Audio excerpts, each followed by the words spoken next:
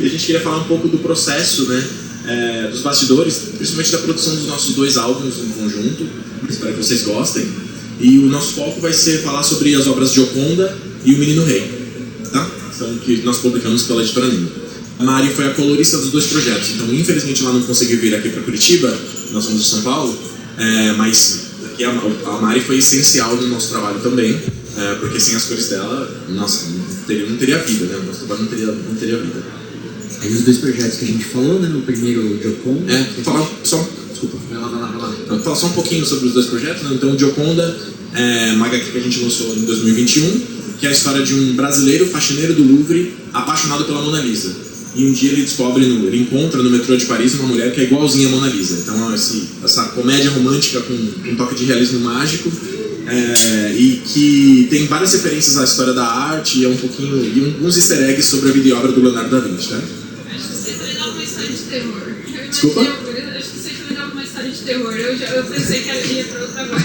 Uma vibe mais feliz. Uma Mona Lisa mais feliz aqui.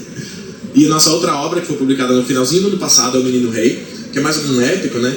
Que é a história de vida do faraó Tutankhamon. Então a gente passou quase uma década estudando sobre o Egito Antigo para contar essa história, porque o Tutankhamon era só uma criança quando ele assumiu o trono. E a gente tentou entrar de cabeça tanto no período, né, do Egito Antigo, da 18ª dinastia, quanto na cabeça dessa criança que foi alçada ao posto mais poderoso do mundo na época. Então a gente vai falar um pouco sobre cada etapa, tá? No que diz respeito a mim, é basicamente o texto. Então o Olavo vai falar um pouco sobre a arte e também sobre as cores, justamente porque a Mari não pôde vir, tá bom? Então, acho que o ponto de partida para nós, nos nossos 2 projetos, é pensar no texto, pensar na história. E o que acontece? O meu processo, e esse é uma coisa muito particular, se vocês conversarem com 10 autores, pode ser que vocês tenham 10 respostas diferentes sobre qual é o processo de criação de uma HQ. Então, o meu processo costuma ser, primeiro, pensar na ideia central. O que seria isso? No caso do Gioconda, a ideia nasceu numa visita ao Museu da Imagem do Som, em São Paulo. Eles tinham uma exibição da vida e obra do Leonardo da Vinci. Eu estava com um grupo de alunos do 5º ano, que eu sou professor, então era aquele caos. E no meio daquele caos, a gente passou por uma sessão, uma sala, onde tinha uma exposição de várias réplicas da Mona Lisa. E aí a ideia, naquele caso, nessa situação, a ideia me veio na hora, porque, poxa, e se alguém fosse apaixonado por um quadro, né? Realmente apaixonado por um quadro e pela Mona Lisa em específico. Então a ideia apareceu ali. E a partir daquele momento eu falei, bom, tá, essa é a ideia central, como eu vou trabalhar? Isso vai ser um romance, vai ser uma comédia romântica, vai ser uma história de terror? O que eu posso fazer a partir disso? Então essa foi a ideia central. No Menino Rei não foi uma coisa que surgiu. O Menino Rei já foi uma coisa programada, porque uma década atrás, mais ou menos, o meu ex-chefe, ele era egípcio, e ele queria contar a história dele, da vinda dele do Egito para o Brasil. E ele queria fazer isso numa história em quadrinhos. E na época eu falei, poxa, então vou estudar a história egípcia para tentar fazer uma coisa bem diferente, assim, vou contar a história dessa pessoa, mas trazer alguns elementos, algum simbolismo, né, que remeta à cultura mais antiga. E acabou que o projeto não deu certo e eu me apaixonei por aquela pesquisa. Então os anos passaram e eu fiquei com aquilo na cabeça, falei, não, preciso contar uma história que se passa no Egito Antigo, por tudo que eu estudei. Até que chegou um momento que, logo depois que a gente lançou Gioconda, falei, não, acho que agora é a hora de contar essa história. E qual história eu vou contar? O período que eu mais gostei de estudar foi o período do faraó Akhenaton e do filho dele, do Tutankhamon. Então foi uma decisão já consciente, muito mais trabalhada ao longo dos anos. Então não existe fórmula, né? Cada projeto acabou sendo de uma forma, né? Então Gioconda foi uma ideia que veio no ato, já o Menino Rei é uma ideia muito trabalhada e galgada e muita pesquisa, né? Então foi quase 8 anos aí. E a partir desse ponto da ideia central, o que eu costumo pensar é qual é o meu público-alvo. Então o Gioconda é uma obra mais aberta, né? Uma obra que pode conversar com adolescentes, público adulto, público mais velho. Então a prosa é uma prosa mais dinâmica, mais fácil, os diálogos são escritos de uma forma mais que remeta a um diálogo mais contemporâneo, tá?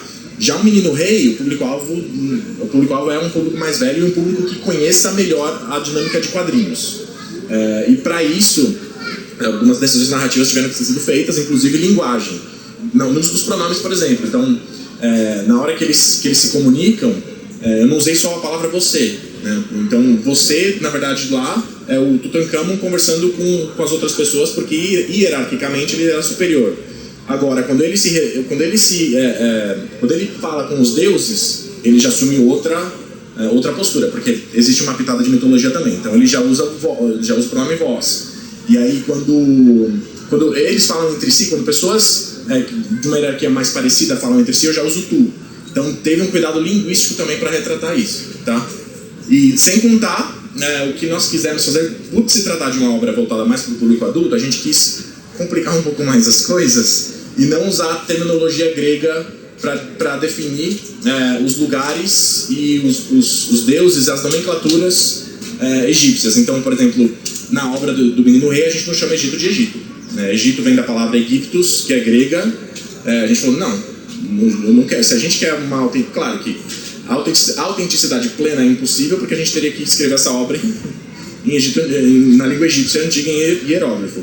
Mas a gente tentou trazer essa terminologia, essa nomenclatura correta. Então, ao invés de Egito, a gente usa Kemet. Então, ao invés de Luxor, é o Aset. Então, são os termos que eles usavam na época. Ao invés de Anubis, que é o nome do deus, né, chacal grego, a gente usou Ampu.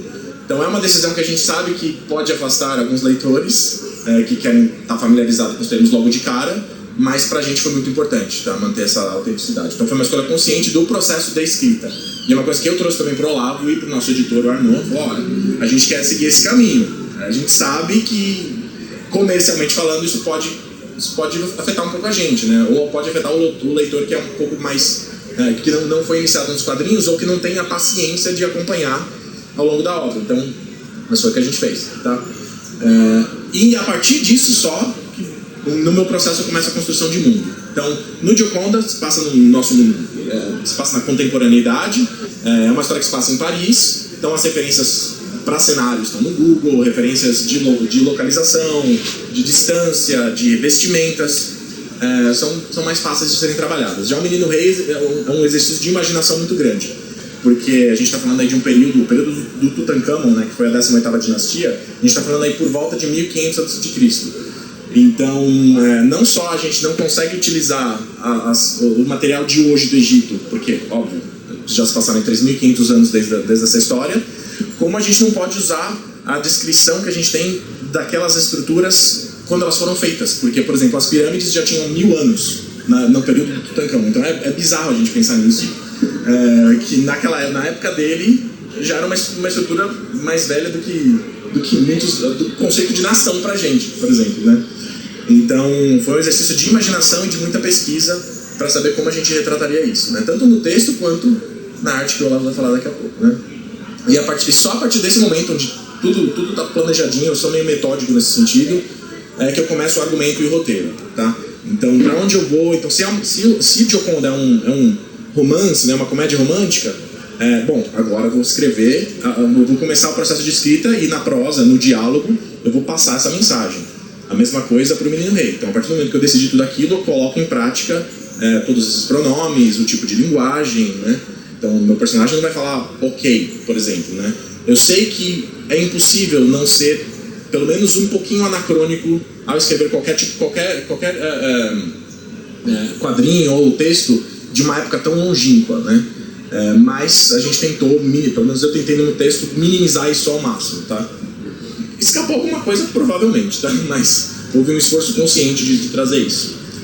E aí, no desenvolvimento do roteiro, pode passar.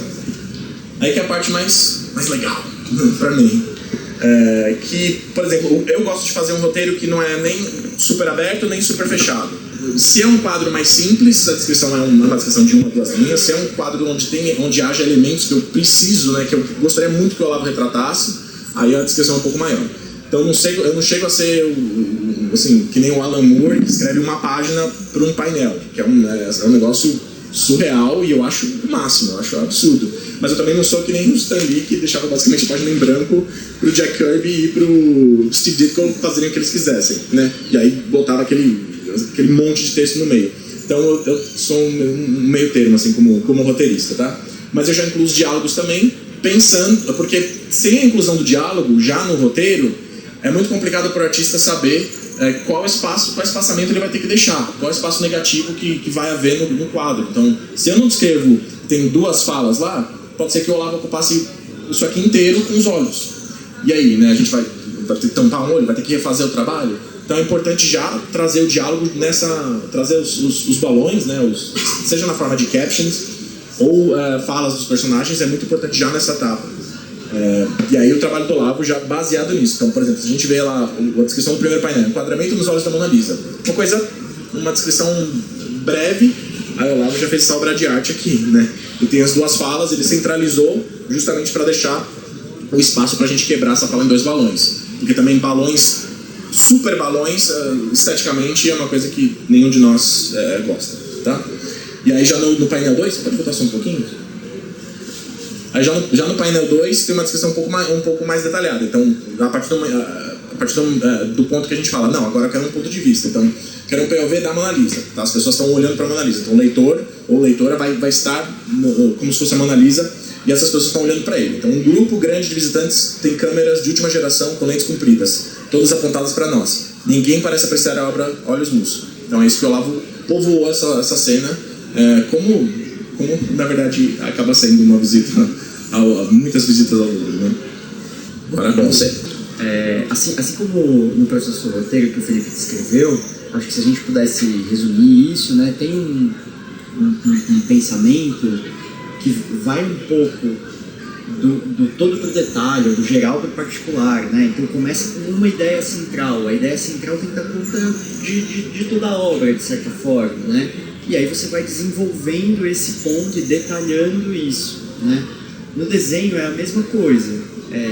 Assim como o roteiro, ele pensa no universo e ele escreve um roteiro, um argumento a partir de um recorte desse universo e desenvolve isso para um roteiro.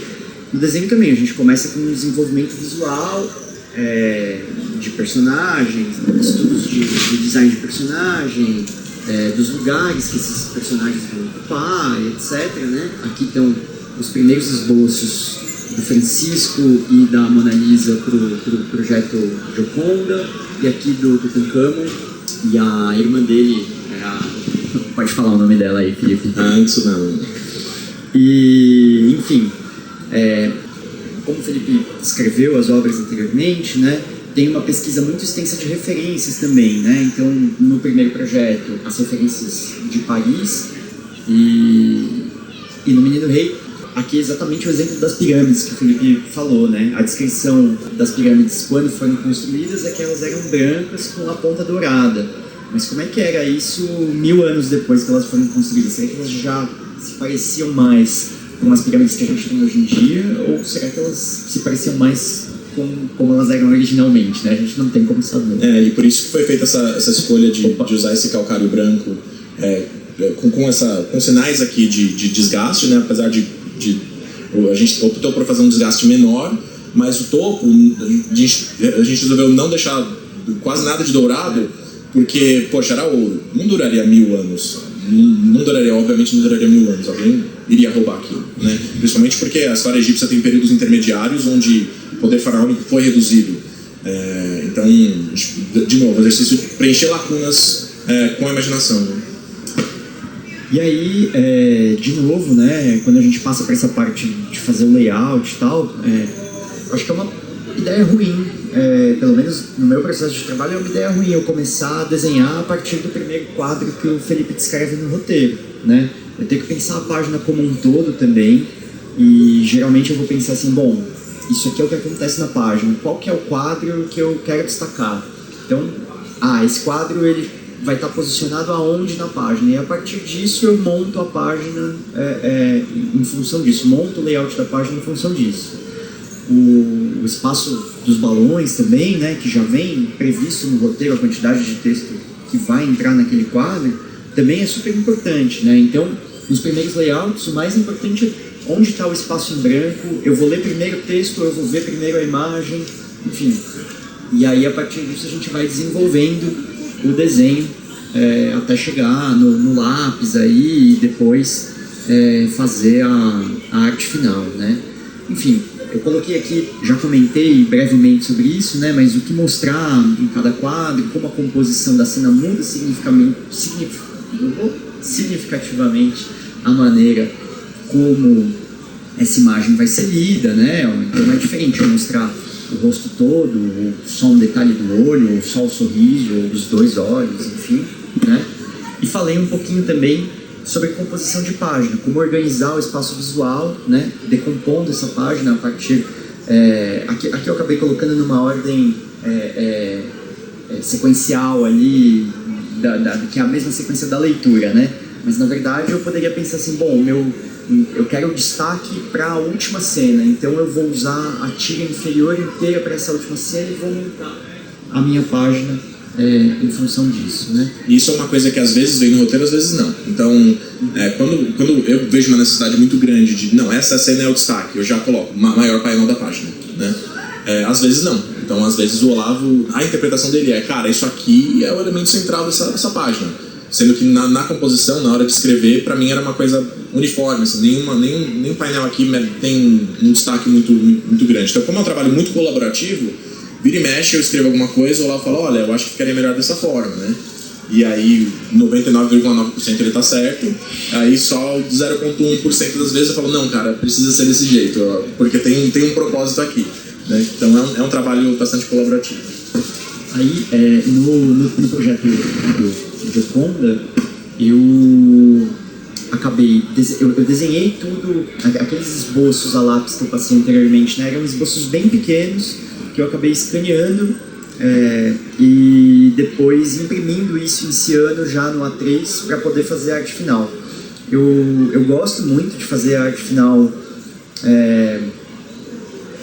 sem ser digital, tradicional, não sei como é que chama, me fugiu a palavra. Não sei. Enfim, eu gosto de usar aquela caneta com ponta de pincel e tudo mais. Mas, enfim, e aí eu tenho um retrabalho de escanear tudo de novo, né, para depois passar para Mari colorir e tal, acertar todos os detalhes, porque os meus originais são todos rabiscados e cheios de setinhas dizendo corrija isso aqui, mude isso aqui e tal. Porque aí eu vou escanear de novo, aí eu jogo fora o canal do azul, né, e preencho os pretos que eu deixei só indicados ali também. Fecho as calhas, enfim, tudo mando bonitinho. não tanto, mas mando bonitinho. Enfim, esse aqui é o processo das páginas finalizadas, né? E aí na colorização, a Mari recebe isso aqui sem as cores, né? E aí no processo da colorização, a Mari começa separando as áreas de cor, né? Que a gente chama de flat ali, né? Com as cores chapadas. E depois adicionando luz e sombra, né? Adicionando valor tonal ali para ajudar a criar a ilusão de volume e ajustando os matizes das cores para estabelecer essa atmosfera aí. Aí essa aqui, não sei se vocês separaram, mas no meu desenho original, ó, passando dessa aqui para essa, o último quadro da linguagem de sinais, tava errado, aí eu tive que redesenhar aqui o dedo. Como a Elisa está tentando se comunicar em francês, linguagem de sinais em francês, a gente teve que ir atrás dessa informação. Então ela está soletrando o nome dela, né? Porque ela é muda. E aí o Francisco não entende linguagem de sinais e a gente também não entende. Então a gente foi atrás de saber como ela poderia falar meu nome né? Então je m'appelle em francês, em francês é assim, e aí ela quebra as letras para falar que o nome dela é Elisa. Bom, enfim, aí aqui também uma página colorida do Menino Rei, né? Mais algumas sequências aqui, mas seguindo esse mesmo processo, né? Spoiler mesmo. E aí no final a gente faz o letreiramento, mas já pensando que todos os espaços de texto estavam planejados, etc, né? Os balões, eu faço o letreiramento em geral no InDesign, a não ser que tenha algum balão recortado no desenho, aí eu faço esse balão numa camada separada no Photoshop para entrar só com o texto no InDesign, né? E uma coisa que é muito importante pra gente é o espaçamento, então deixar uma coisa mais uniforme. Então é um processo meio exaustivo, né? Porque vai e volta muitas vezes, porque às vezes o balão tá um pouco pequeno e a distância entre o texto e a circunferência, não sei como denominar isso, ela acaba ficando muito pequena, a borda, né? Fica muito pequena ou muito grande, então a gente precisa trabalhar com isso também. E essa é uma parte bem na verdade, chata, assim, né? O processo o Olavo já faz o balão e já coloca um pouco do texto, mas eu acabo mudando bastante coisa, até mais do que deveria, durante o processo de revisão do texto, né? Mas eu também, o Olavo me ensinou a usar o InDesign, porque eu sou perdidaço com coisa de computador, mas a gente tem uma preocupação muito grande. E claro, né, muitas vezes dá pra gente alterar, mas tem vezes que não dá, porque aqui o personagem vai ocupar um espaço que não é pra ocupar, então vai ter que ficar uma fala um pouquinho, porque eu acho que mais justa. Não é só o visual, né, que você ajusta. Às vezes você tá lendo ali e você fala assim, não, eu quero que esse personagem fale de um jeito diferente, né? Acho que... E aqui, só uma curiosidade, um bastidor aqui. A descrição dessa cena foi super fácil pra eu fazer, né? Então eu cheguei lá, na página 5, páginas 4 e 5. Falei, essa aqui vai ser uma spread, uma linha resumir. Recria o casamento em Caná. Simplesmente isso. Aí eu falava, beleza, você gastou 5 segundos pra pensar nisso aqui, e eu vou gastar uma semana trabalhando nessa spread, né? Pô, legalzão você. Pra quem não sabe, o Casamento em Caná é o quadro que está em frente à Mona Lisa, né? A Mona Lisa no Louvre, na verdade, é um quadro bem pequeno e cheio de gente em frente, né? É difícil de ver, de chegar lá. E aí, na parede oposta, tem o Casamento em Caná, que é uma tela, nossa, gigantesca, assim. De quem que é mesmo? Quê? De quem que é? Quem é o artista? Cara, eu sempre esqueço. Tem no livro, tá? Tem no apêndice vai estar escrito. Enfim, aí a parte das estratégias de publicação, né? Acho que as parcerias que a gente faz entre roteirista, desenhista, etc. Eu não sei escrever, quer dizer, até sei escrever, mas eu não tenho nenhuma ideia que vale a pena ser. Tá sendo modesto, tá? Tem sim. Eu realmente não consigo desenhar, então isso é um fato consumado. Tá? Ele consegue, ele quer um pouco de confete. Mas eu realmente não consigo desenhar. Então, essa parceria é primordial desde o começo, mas pode parecer meio assim, chovendo molhado, mas muita gente acaba escolhendo parcerias, às vezes, que não combinam com o tipo de projeto. Então, tanto pro Gioconda quanto o Menino Rei, eu falei, poxa, o estilo de arte do Olavo combina muito com o Gioconda, e eu já tinha visto outros materiais dele com um estilo levemente diferente, que eu sabia que ele faria um negócio muito bom também no Menino Rei, adotando um estilo ligeiramente diferente. Mas tem vezes que essa combinação não funciona muito bem. Então vai dos dois, né? De saber, poxa, esse é um projeto pra mim ou esse não é um projeto pra mim. Esse é um projeto pra aquela pessoa, não é um projeto pra aquela pessoa. Então E de uma química também que não dá pra prever, né? Mas tem pessoas mais fáceis de trabalhar, pessoas mais difíceis de trabalhar. E aí, a partir disso, quando o Felipe propôs fez o pitch da história, né? Eu falei, não, legal, tô interessado, mas como é que a gente vai fazer isso, né? Aí você até me falou assim, eu te pago pra fazer as 10 primeiras páginas e aí a gente tenta vender esse projeto pra minha editora e tal. Aí eu falei assim, não, imagina, a gente faz uma parceria, só que eu também não vou fazer sem dinheiro, né? A gente vai inscrever esse projeto num edital. Se ganhar o edital, aí eu já começo a fazer. Se não, aí a gente conversa essa coisa das 10 páginas e tal, né? Aí a gente vê. E aí rolou. Aí rolou. Em São Paulo a gente tem o PROAC, né? Que é o Programa de Ação Cultural. Não é só em São Paulo, a gente tem alguns estados que tem PROAC. Eu realmente não sei se o Paraná tem. Mas mesmo que não tenha especificamente esse edital, né? Tem outros editais. Então, através do PROAC, a gente escreveu em 2020, né? Logo no meio da pandemia, a gente escreveu o projeto e, poxa, foi contemplado, né? Foi um dos 20 projetos contemplados. Então a gente conseguiu a verba para poder tocar o projeto. Porque senão é muito complicado, né? É um trabalho violento, né? É muito trabalho, demanda muito tempo e muito esforço. Então editais são um caminho, né? E o edital do PROAC, na verdade, acabou possibilitando a gente fazer os 2 projetos. Porque no contrato a gente tinha falado, olha, tem uma parte que vai ser pra gente fazer o projeto e outra parte que a gente ia direcionar a editora para conseguir uma editora, né?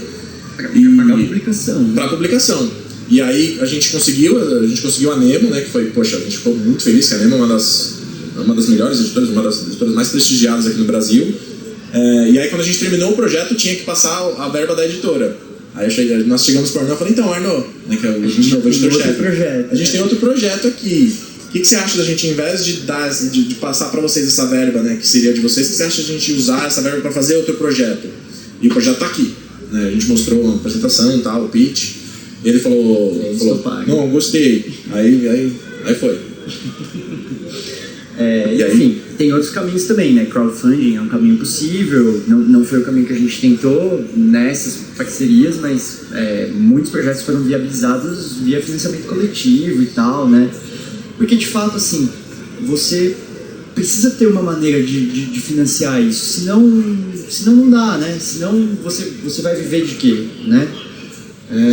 E o desafio do crowdfunding é, assim, tem que ter conhecimento não só da plataforma, como de rede social. E eu e o Olavo, nós não somos pessoas muito boas em redes sociais. Eu sou um turista do Instagram, eu nunca respondo as mensagens, enfim. Eu só posto quando tem lançamento das coisas para divulgar. Eu sou parecido com isso. E eu fico mandando piada pra minha esposa. É só isso que eu faço na rede social. Então, a gente, pelo menos eu tenho um receio muito grande de iniciar uma campanha no crowdfunding e flopar, sabe? Então, e assim, trabalhar como editor é legal porque tem uma estrutura por trás. Então, eu acho bom, acho interessante ser questionado também sobre escolhas narrativas, e isso é o trabalho do editor. Falar, por que você fez isso aqui? Né? Tanto no texto quanto na arte. Então, um editor bom é um editor que faz isso, né? E por mais que a gente possa falar, não, mas essa vai em oposição à visão do artista, tem horas que sim, tem horas que a intenção é sempre agregar, né? E é um trabalho importante. Eu cresci muito, né, como escritor a partir desse feedback, não só do Arnaud e do Eduardo, da Nemo, mas também de outros trabalhos com outras editoras. Então é muito importante, é um processo importante que no aprendizado acho que vale muito a pena. Bom, e aí, de novo, né? Esse é o projeto Gioconda, saiu pela Nemo, com apoio do PROAC. Ele foi indicado aos prêmios da CXP e ao HQ Mix no ano passado, né? Isso. Nas categorias de álbum, artista, colorista, roteirista, e foi finalista do Jabuti em 2022, melhor álbum de quadrinhos. E o Menino Rei, que a gente lançou no final do ano passado na CXP, e a gente trouxe os dois projetos aqui para vocês verem. Foi selecionado para representar, ficou esse Brasil inclusive da apresentação da Avenues aí. Nossa, a gente fez uma apresentação em inglês lá numa escola em São Paulo, trocando. A gente sabe que a Brasil conhece, tá, pessoal? E ele vai ser publicado agora em setembro pela Venalta, que é uma editora espanhola. Isso. Né? Uhum. E é isso. Perguntas? Você usa a fotografia também como referência? Por exemplo, você tem uma cena lá que tem umas pessoas, daí usa também? Uso bastante. Não em todas as cenas, mas uso bastante. Eu acho que a referência fotográfica ajuda a trazer uma... É muito engraçado isso, porque se você se prende muito à referência fotográfica, você perde naturalidade. Mas se você usa bem a referência fotográfica, o desenho ganha uma naturalidade, né? Uma naturalidade do gesto, que às vezes o seu desenho de memória não tem, ou por ser muito esquemático, ou por você não pensar exatamente que aquela personagem podia estar ajeitando o cabelo de uma determinada forma e você ia desenhar só ela de frente, né? Então eu costumo usar bastante. Eu queria saber um pouco mais sobre o processo de pesquisa, principalmente para o Menino Rei, que você falou, né, que foi uma década praticamente de pesquisa. Em termos assim, como é que você fez para achar sites confiáveis que tivessem a história correta, livros, enfim, qual foi o seu parâmetro para saber as informações boas para usar pro livro e para fazer a pesquisa no geral? Eu quase não usei internet, foi pesquisar em livro mesmo, tá? Então, na verdade, eu usei, ponto de partida foi na internet, mas era um produto que não era exclusivo da internet, porque existe uma série de palestras de uma empresa americana chamada The Teaching Company, e eles têm palestras de nível superior sobre tudo que é tópico. E aí eles tinham um curso de se não me engano, 24 horas, né, 24 horas de palestras sobre o Egito Antigo. Então aquele foi meu ponto de partida com um professor norte-americano chamado Robert Pryor. E a partir daquele momento, durante o curso ele indica vários livros, e aí eu fui atrás desses livros. Fui atrás de palestras. Aí, tudo bem, a internet foi importante, mas porque a internet era o meio onde eu assistia essas palestras. Mas eu não peguei de sites em si, eu usei essas informações de egiptólogos, inclusive um egiptólogo britânico bem conceituado, o nome dele é Christopher Norton, ele assina o prefácio do Menino Rei. Então ele apresentou o documentário que está no Disney Plus do Tutankhamon, Os Tesouros de Tutankhamon, e eu tinha assistido uma palestra dele online, e eu falei, poxa, ele parece ser uma pessoa acessível, né? Então deixa eu conversar com ele.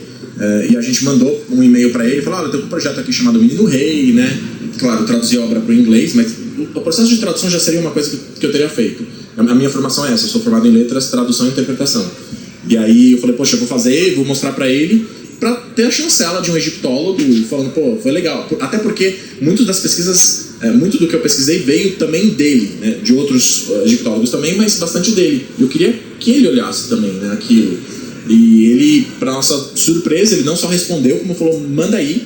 E eu acho que teve muito a ver com o fato de ser um quadrinho, não um romance, porque um romance demandaria tempo dele ler aquilo. Um quadrinho é uma leitura mais ágil, né, mais fluida. Então eu mandei, conforme a gente ia terminando os rafes dos capítulos, em preto e branco mesmo, eu mandava para ele, ele adorou e topou escrever o prefácio. Então foi bem bacana que a gente teve essa chancela dele. Durante a nossa live de lançamento, a gente teve uma historiadora brasileira, que é a Marcela Godoy.